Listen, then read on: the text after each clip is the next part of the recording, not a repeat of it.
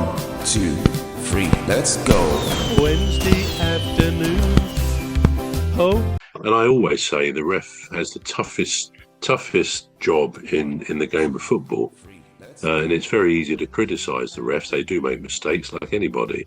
They have two assistant refs or linesmen, and they should, in theory, be there to help. I mean, the whole concept is that the linesman, as we know, just to remind ourselves, each linesman only has one half of the pitch to run at. You can't go beyond the halfway line, either of them. So they're doing opposite ends, and they're monitoring the offsides, basically, and the throw-ins.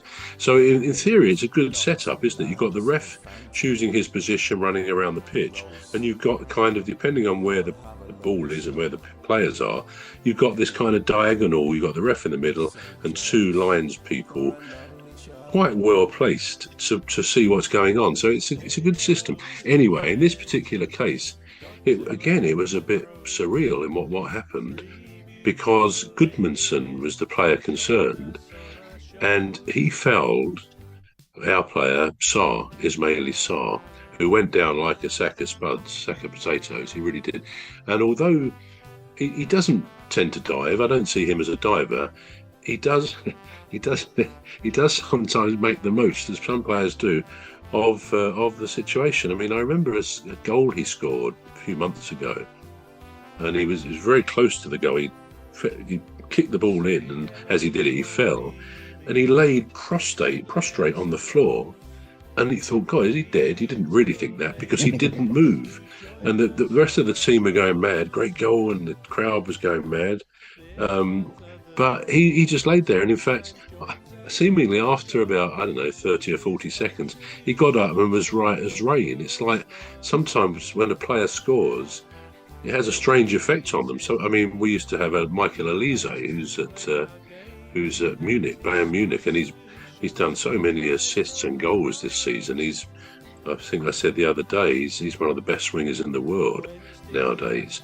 But when he scored a goal, he often scored great goals for Palace, he would just stand there. He sort of run and scored it in, long way out, and he stands there, turns around, all the other players surround him and, congratulate him, and he just used to stand there without a smile on his face. And it was weird, because you think that the joy of scoring a goal at any level, but particularly at the top level, would overtake people, which it usually does. But anyway, that was his way of celebration. Anyway, so Saar had just been fouled, Ismaili Saar, the other side of the pitch, and he was actually down. The trainers came on, and I heard that one of the television commentators said, "Oh, he's made a bit of fuss on that one." But in fact, there was blood all over his face, so I don't think he was making a fuss.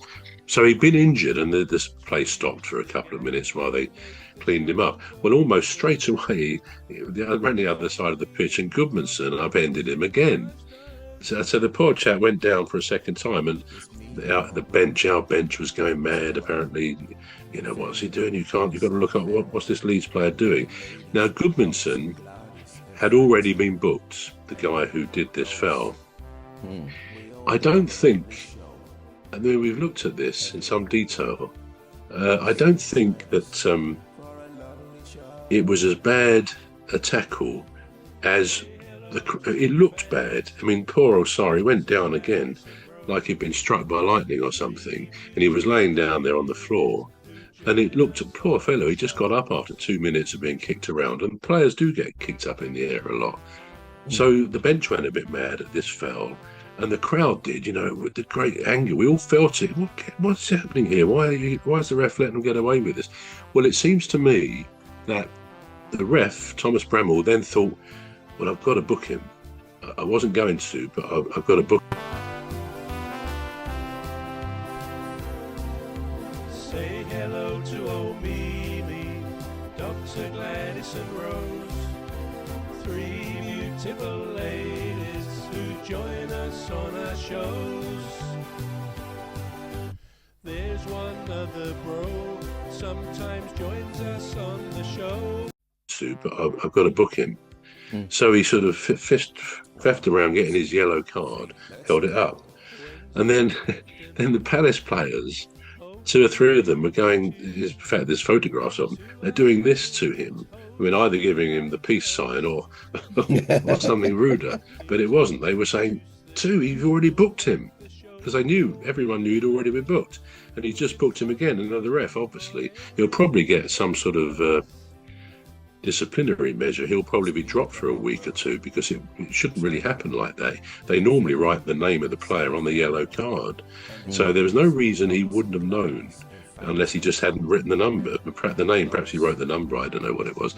Anyway, then, of course, but he didn't seem to react to the players doing this, jumping up and down, and the crowd shouting, he's been booked.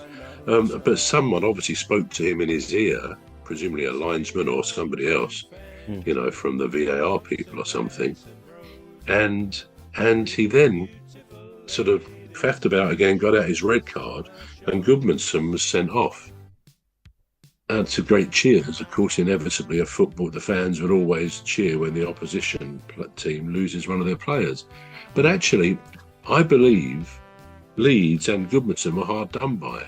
Because actually, when you saw the foul later on Match of the Day or whatever, it wasn't as bad as it looked. And sometimes the fouls look, as you know, they look terrible. And when you actually see them again, they're not as bad. And it wasn't that bad a thing. And I think the ref had decided, despite the noise in the crowd and the benches, or the bench, he wasn't going to book him for that. Because he didn't think it was serious enough. And when you see it, I don't think it was a bookable offence. But then he had Palace players, well, before he put up the card, but there was a great clamour to have this guy booked in the crowd. I mean, it's what happens, it's tribal. Because it did look bad, the way he pushed or whatever he did. Saar went to the ground. So I think he was unlucky, Gudmundsson, because I don't think the ref was going to book him. He didn't indicate that he was going to. He was then overtaken by events and the pressure from the crowd, and probably the bench shouting over as well.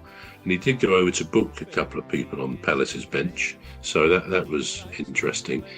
But he then sort of thought, well, I better book him. And they must be subject to this enormous pressure when someone clearly has been fouled.